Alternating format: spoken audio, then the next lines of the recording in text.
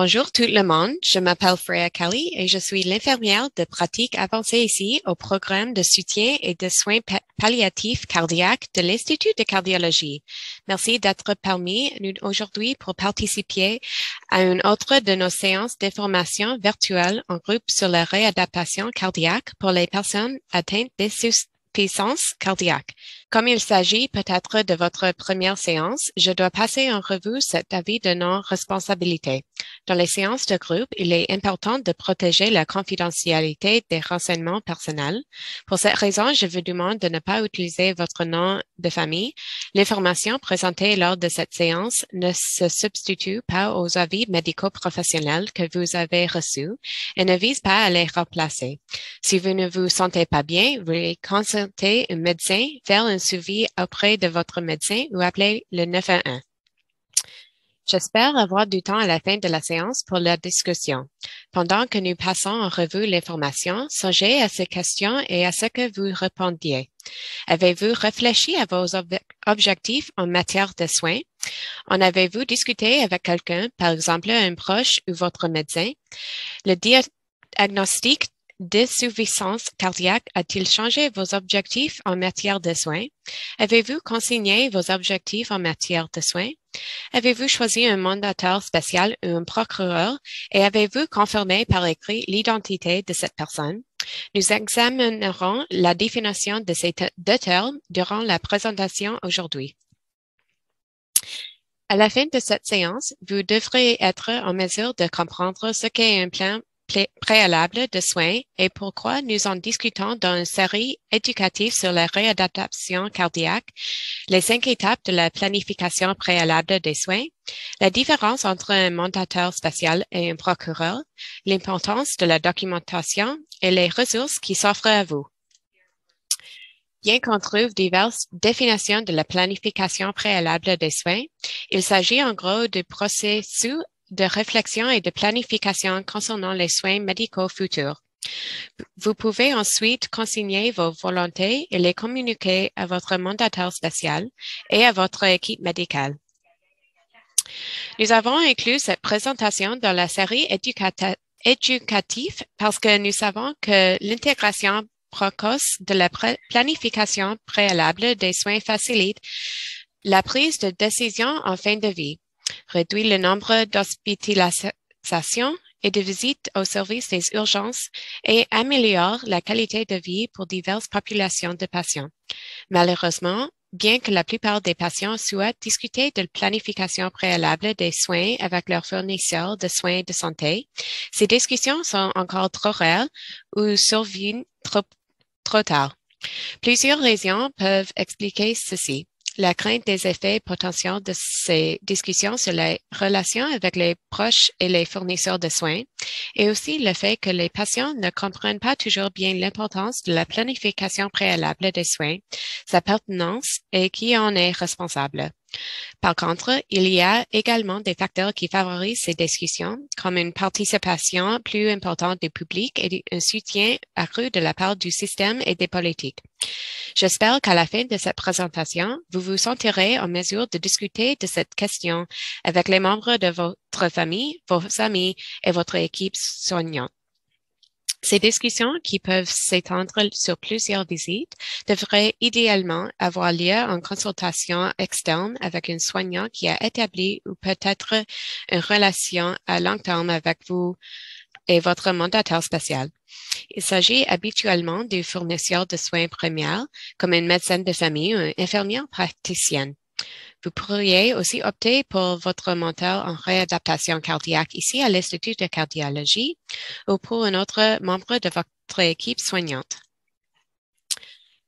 Alors, par où commencer la planification préalable des soins? Planification préalable des soins Canada propose 5 étapes. Réfléchir, se renseigner, décider, parler et consigner. J'ai aussi trouvé ce diagramme qui indique que ces 5 étapes devraient être constamment réévaluées et que le patient, son mandataire spécial et son fournisseur de soins de santé devraient être au cœur de la discussion. J'utiliserai donc une combinaison des deux pour ma présentation. La première étape consiste à commencer à réfléchir aux décisions que vous pourriez avoir à prendre et surtout de vous préparer à les prendre lorsqu'il le faudra plutôt que de décider à l'avance ce que vous voulez comme traitement. Pendant que vous allez bien et que vous êtes en santé, il est judicieux de commencer à réfléchir à ce que vous voulez si votre état de santé se détériore plus tard. Par exemple, qu'est-ce qui compte le plus pour vous à l'heure actuelle, tant dans votre vie que par rapport à votre santé?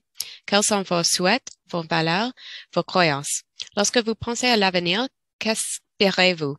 Qu'est-ce que vous inquiète? Il est extrêmement important d'avoir conscience que vos préférences changeront au fil du temps. Durant cette première étape, vous devriez choisir un mandataire spécial ou un procureur et le faire participer tôt et souvent au processus de planification préalable des soins.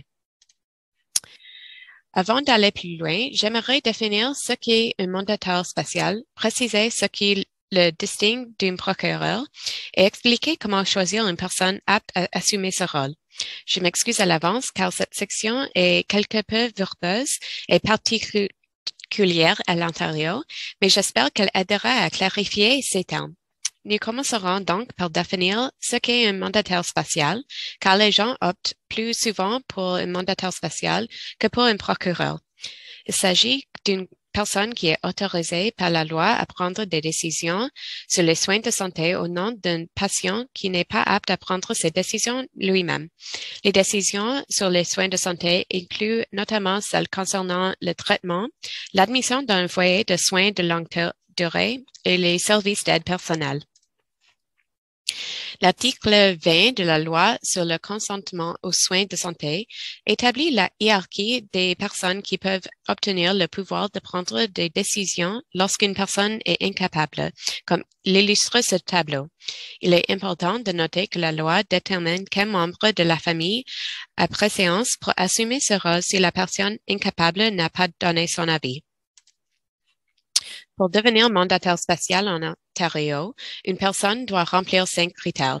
Elle doit être mentalement capable de comprendre le traitement ou les soins proposés et d'évaluer les conséquences du consentement ou de refus d'y consentir. Avoir au moins 16 ans, à moins d'être le père ou la mère de la patiente est capable. Ne pas être visé par une ordonnance du tribunal ou un accord de séparation lui interdisant d'être le mandataire spécial de la personne. Être disponible en personne par téléphone ou par un moyen de communication électronique et accepter d'assumer le rôle de mandataire spécial. Passons maintenant aux procurations qui peuvent prendre deux formes, la procuration relative aux biens et la procuration relative aux soins de la personne. J'aborde rapidement la procuration relative aux biens seulement à titre informatif. Il s'agit d'un document juridique que vous signez pour accorder à une ou à plusieurs personnes le pouvoir de gérer vos finances et vos biens en votre nom. Dans la plupart des provinces et territoires, la personne ainsi nommée est appelée procureur. Je crois qu'il est vraiment important de noter qu'il n'est pas nécessaire que cette personne soit avocat. Une procuration générale est un document juridique qui accorde au procureur désigné le pouvoir de gérer une partie ou la totalité de vos finances et de vos biens. Une procuration perpétuelle ou permanente est un document juridique qui permet à votre procureur de continuer d'agir en votre nom si vous devenez mentalement incapable de gérer vos finances et vos biens. Je ne suis en aucun cas un spécialiste des procurations relatives aux biens, alors si vous souhaitez en apprendre plus à ce sujet, je vous recommande simplement de lancer une recherche sur Google. De nombreux sites web juridiques vous le décriront plus en détail. Une procuration relative aux soins de la personne est un document qui accorde à une autre personne le pouvoir de prendre des décisions à propos de vos soins personnels et soins de santé dans l'éventualité où vous deviendrez mentalement incapable de le faire vous-même. Les soins personnels incluent le logement, les repas, les vêtements, l'hygiène et la sécurité. Les soins de santé incluent les traitements médicaux, l'admission dans un foyer de soins de longue durée et les services d'aide personnelle. Notez qu'une procuration relative aux soins de la personne, soins de santé et soins personnels prend effet seulement si vous êtes mentalement incapable de prendre des décisions par vous-même. Cela signifie que vous n'êtes pas en mesure de comprendre les informations qui sont nécessaires pour prendre des décisions concernant vos soins personnels ou que vous n'êtes pas en mesure d'évaluer ce qui pourrait arriver si vous prenez ou refusez de prendre des décisions concernant vos soins personnels. Il est important de choisir un procureur en qui vous avez confiance comme un membre de votre famille, votre conjoint ou conjointe ou encore un ami de longue date. En Ontario, les critères pour donner une procuration comprennent le fait d'être mentalement capable et d'avoir au moins 18 ans dans le cadre d'une procuration relative aux biens et au moins 16 ans dans le cadre d'une procuration relative aux soins de la personne. À quoi cela ressemble-t-il? En gros, un procureur et un mandataire spécial peuvent prendre le même type de décision au nom de la personne incapable. Les deux peuvent consentir à un traitement, à l'admission dans un établissement de soins de santé et à la prestation de services d'aide personnelle. Le système des mandataires spéciaux est important car ce n'est pas tout le monde qui a un procureur officiel légalement nommé. Toutefois, si quelqu'un tient à choisir la personne qui prendra des décisions de santé en son nom, il est recommandé de donner une procuration. Une procuration est également avantageuse lorsque plusieurs personnes peuvent exercer les fonctions de mandataire spécial. Selon la loi, plusieurs personnes de même niveau hiérarchique peuvent agir comme mandataire spécial. Si elles n'arrivent pas à s'entendre, c'est le tuteur et curateur public qui prendra une décision. Une procuration permet d'éviter ces situations. En réponse aux commentaires recueillis lors d'autres présentations, on m'a demandé de préparer un organigramme comme celui-ci pour montrer ce qu'il arrive lorsqu'une procuration et un plan préalable de soins écrits et ce qui arrive lorsqu'on n'en a pas. Commençons par le haut. Quand le patient se présente au service des urgences, si le patient a un plan préalable de soins écrits, l'équipe soignante peut mieux aligner les objectifs de soins avec la catégorie choisie par le patient en gardant en tête que cette conversation devrait avoir lieu chaque fois que le patient se présente à l'hôpital. S'il n'a pas de plan préalable de soins, le patient se trouve automatiquement dans la catégorie 1, laquelle peut ou non correspondre à ses objectifs de soins. À droite, on voit que s'il y a une procuration écrite, seul le procureur sera contacté si le patient est incapable de consentir à un traitement ou de le refuser. S'il n'y a pas de procuration écrite, on suit la hiérarchie des mandataires spéciaux jusqu'à ce qu'on arrive à joindre quelqu'un en tenant compte de l'urgence de la situation. Quoi qu'il soit, un procureur et un mandataire spécial ont les mêmes pouvoirs concernant la prise de décision au nom de la patient. J'aimerais insister sur une chose durant cette présentation. Il s'agit de l'importance de choisir votre procureur et de consigner votre procuration.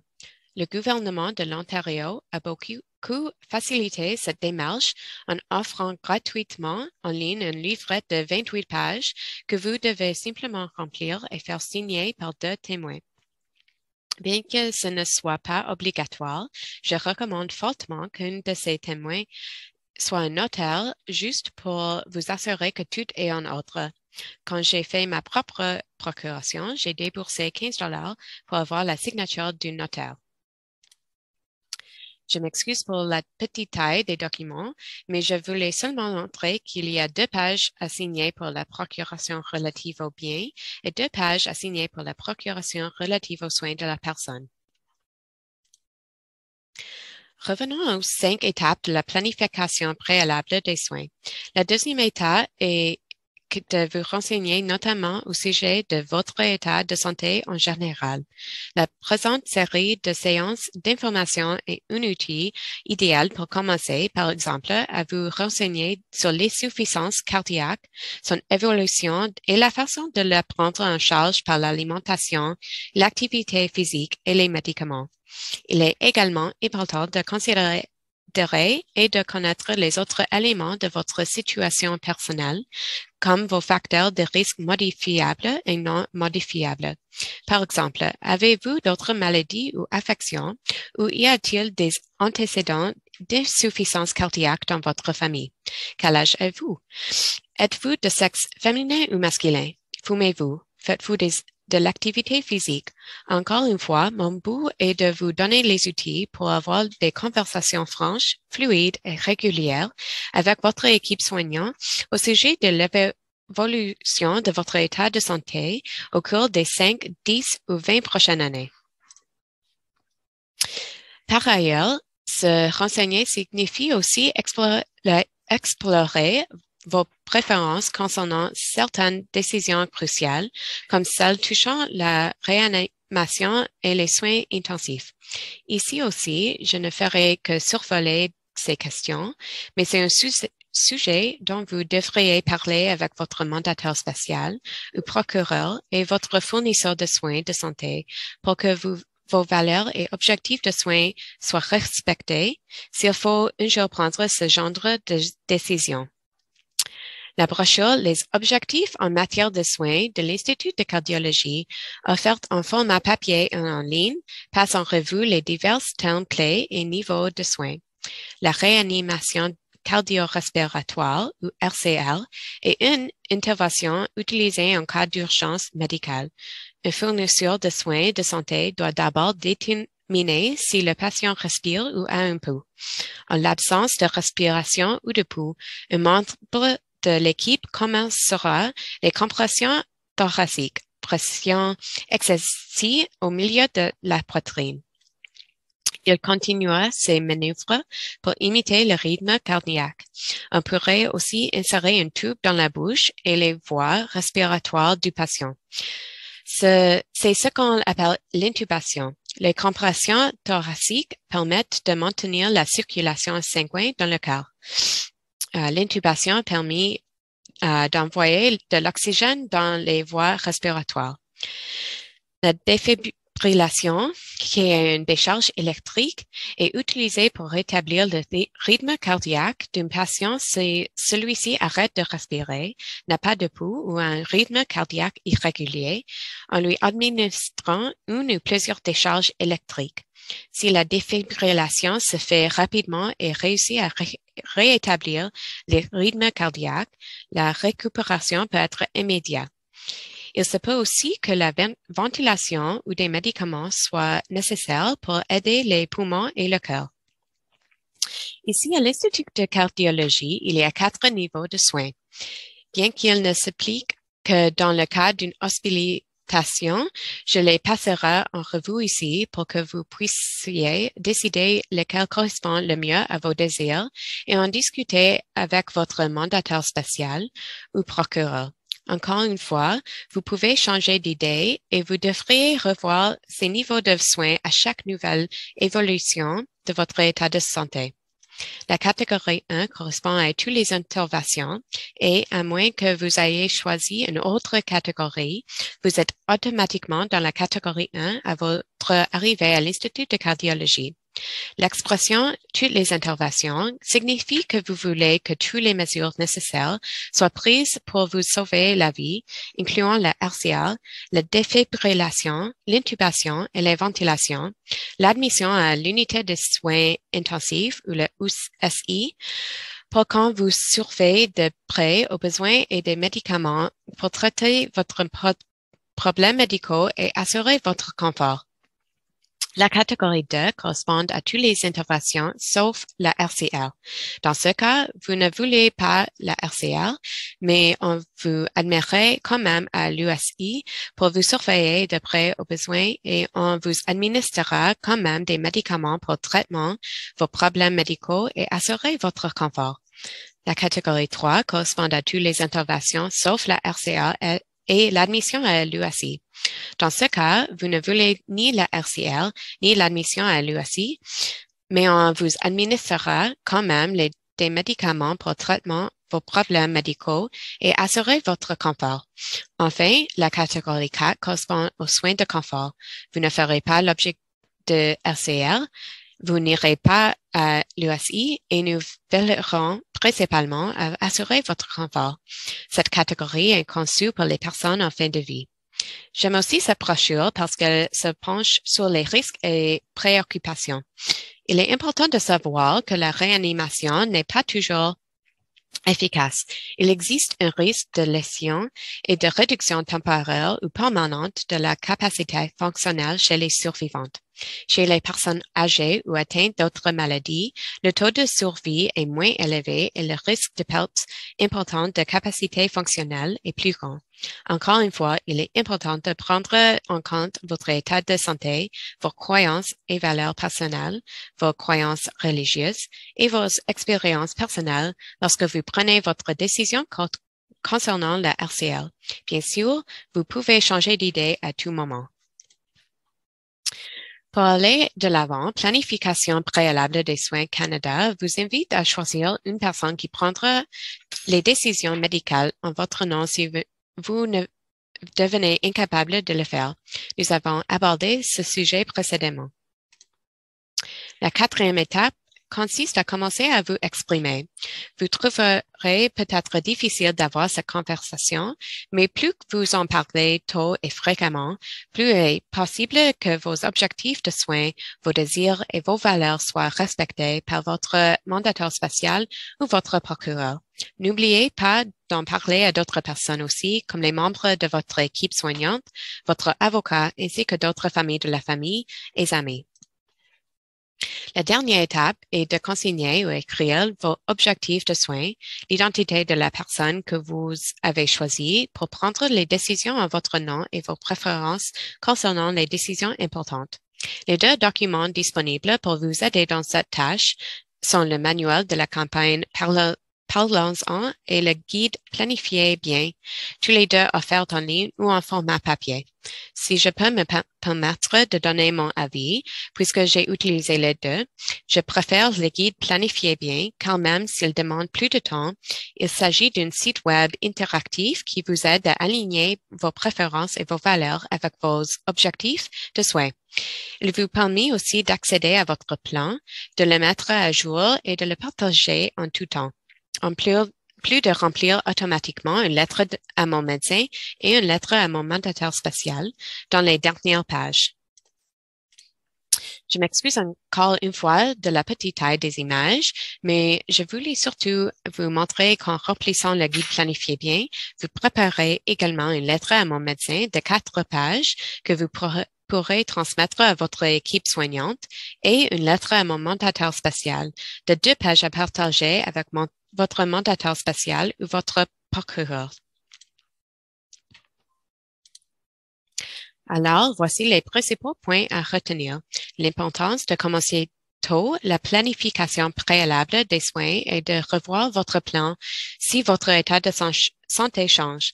Les 5 étapes de la planification préalable des soins: réfléchir, se renseigner, décider, parler et consigner. Choisir votre procureur et le faire participer au processus de planification préalable des soins. Consignez vos objectifs en matière de soins et transmettre ces documents à votre mandataire spécial ou procureur et à votre équipe soignante.